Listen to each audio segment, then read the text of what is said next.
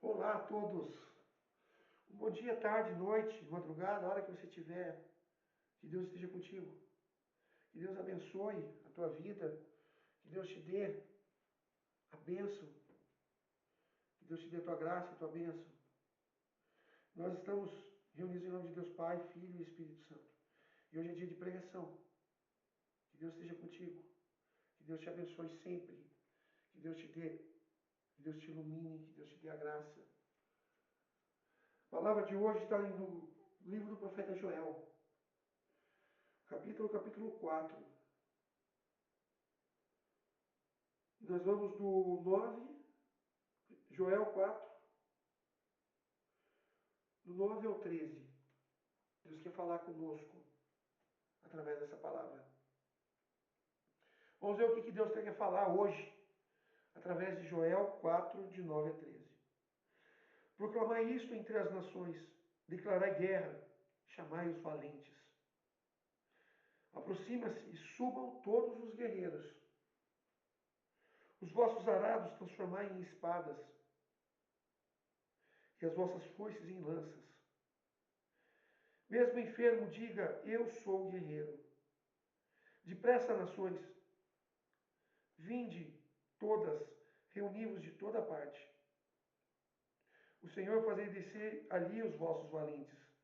De pé, nações, subi ao vale de Josafá, porque é ali que vou sentar-me para julgar todos os povos ao redor. Metei a foice, a messe está madura. Vinde pisar, o lagar está cheio. As cubas transbordam, porque é imensa a maldade dos povos. Irmãos, aqui o profeta Joel fala de uma batalha do povo de Israel. E nós vivemos uma batalha espiritual constante. Que nós possamos enxergar isso. Aqui, Joel profetizava lá numa realidade daquela época. Que existia muita maldade e o povo de Deus ia lutar contra isso. E lá o povo tinha essa necessidade. Olha, não temos armas, venha com foices, com arados. A mesma coisa de hoje. Pegar o povo da roça lá, com enxada, com pá. E essa era a arma que aquele povo ia ter para lutar. Mas era aquilo que Deus inspirou Joel, porque a vitória vem de Deus, não das armas. Então que nós entendamos isso e que nós busquemos isso para a nossa vida. Entendendo que o que vai triunfar é a glória de Deus. E Joel ele faz isso, ele coloca para o povo, olha, desce todo mundo, vamos lutar. A luta, reunir todos os povos de todos os cantos. Que seja numeroso o povo que está no meio de nós. Esse era o pedido do profeta Joel. O pedido de Deus, profetizando pelo profeta Joel. Então, que aquele povo buscasse, se encontrasse, se reunisse e lutasse por uma batalha. E nós também vivemos uma batalha, irmãos. O mundo hoje tem cada vez mais, o inimigo de Deus tem cada vez mais tomado esse mundo. O inimigo de Deus tem tomado os corações.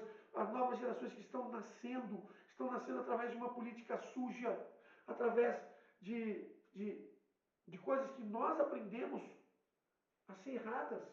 E hoje estão vistas como certas. E que talvez nem possa falar aqui. Porque às vezes você pode ir até preso para dizer as coisas. Mas algumas podem dizer como o aborto, por exemplo. Que nós sempre achamos uma aberração. E outras aberrações, né, que não podemos dizer. Mas o pecado tem sido feito de um jeito correndo numa velocidade que assusta nós que buscamos o Senhor.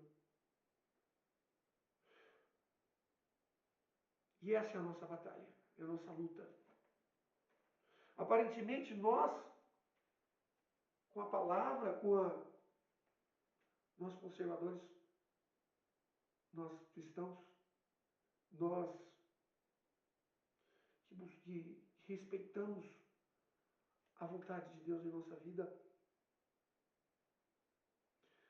nós às vezes nos achamos em menor parte.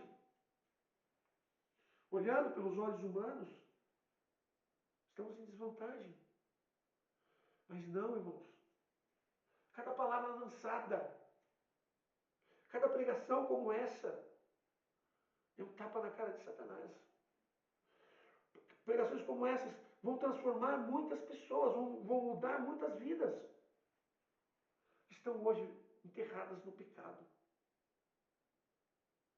É necessário que nós estejamos cientes disso.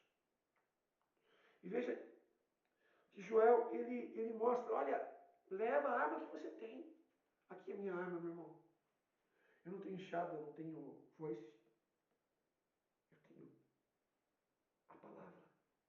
Essa é a minha arma que eu vou lutar. Que eu vou me colocar diante do Senhor e lutar. Depois ele fala que mesmo o enfermo diga eu sou guerreiro. Como você está, meu irmão? Você está enfermo. Como está a sua luta? Como você tem lidado com situações? Eu quero te dizer, se você está no pecado, nunca esqueça, você é guerreiro. Às vezes a pessoa que está no pecado, ela fala assim, muitas pessoas às vezes falam assim, eu não sou digno. Não, Deus te chamou, você é guerreiro. Não pode ficar no pecado, precisa se libertar do pecado. Mas mesmo no pecado, lute a favor de Deus. Não se entregue, não se acomode. Até mesmo se você está no pecado, como ele falou aqui, olha, o enfermo, venha lutar. Você é guerreiro.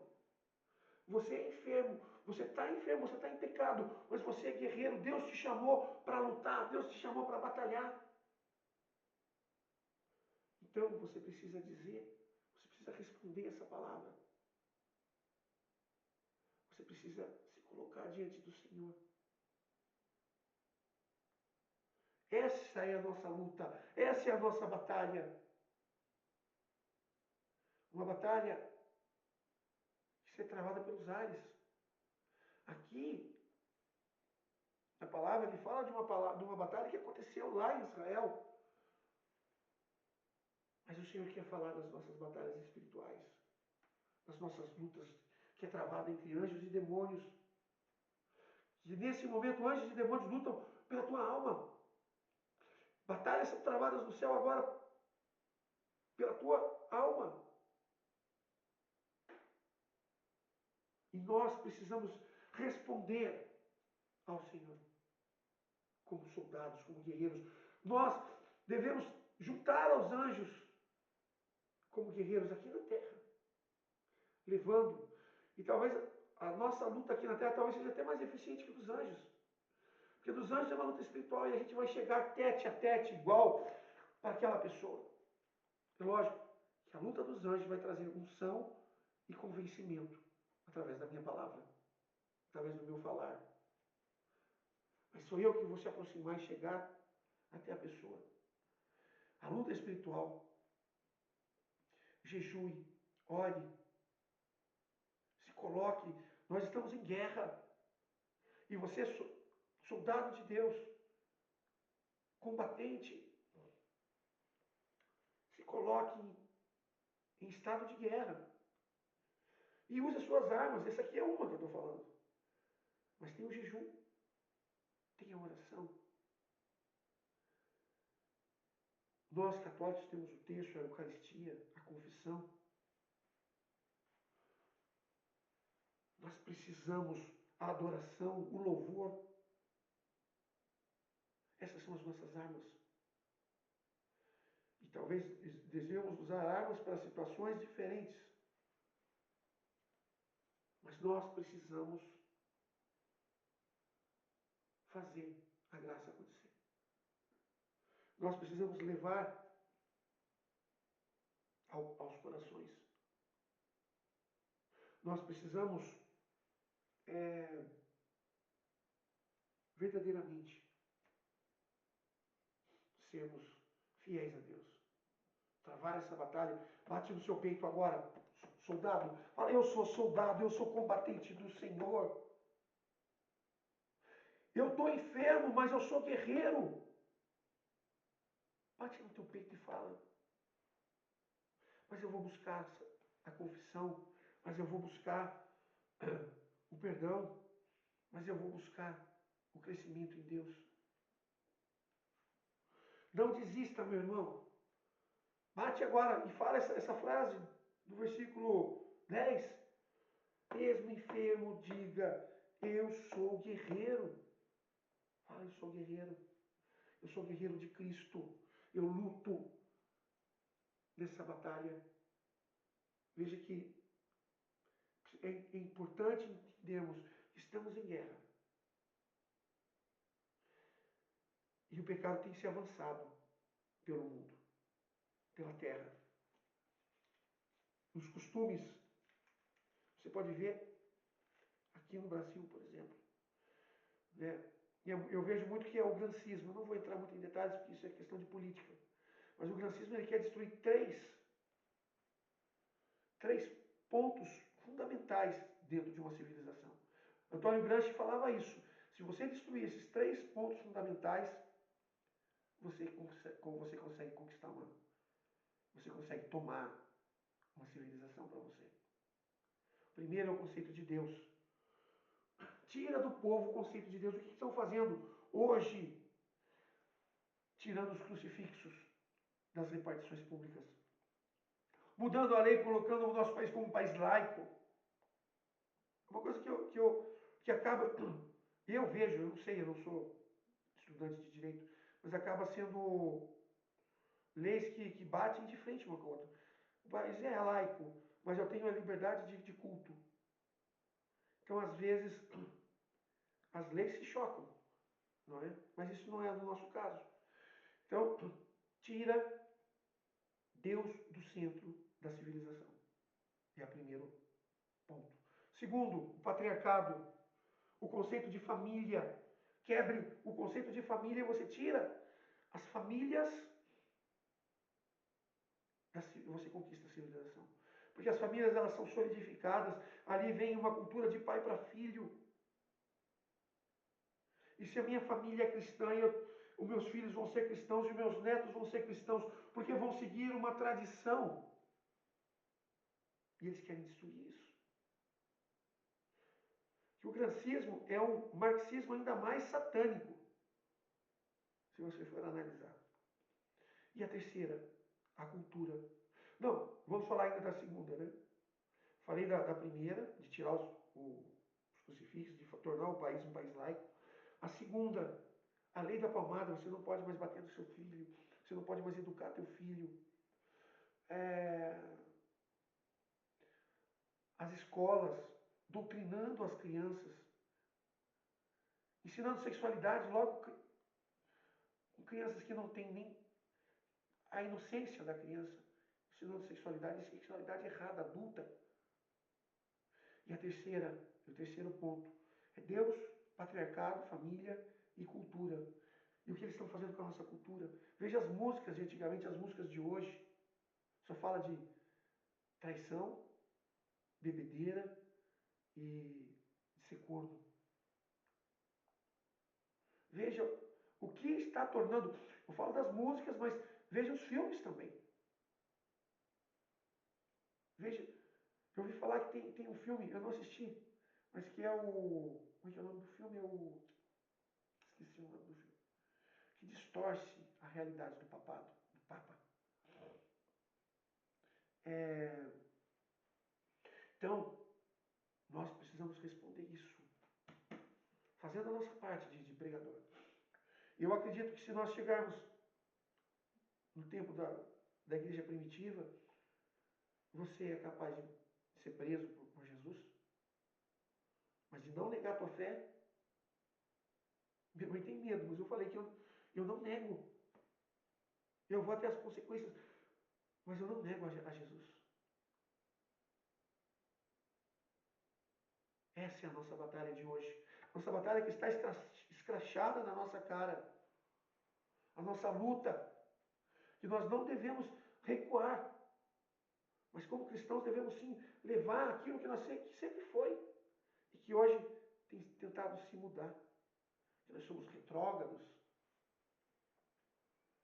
Que é o pensamento do cristão, é um pensamento retrógrado. Que nós somos antiquados. Vem cá. O pensamento hoje dessa livre sexualidade, isso aí sempre existiu. O que tem de moderno nisso? Sempre existiu isso, desde o princípio.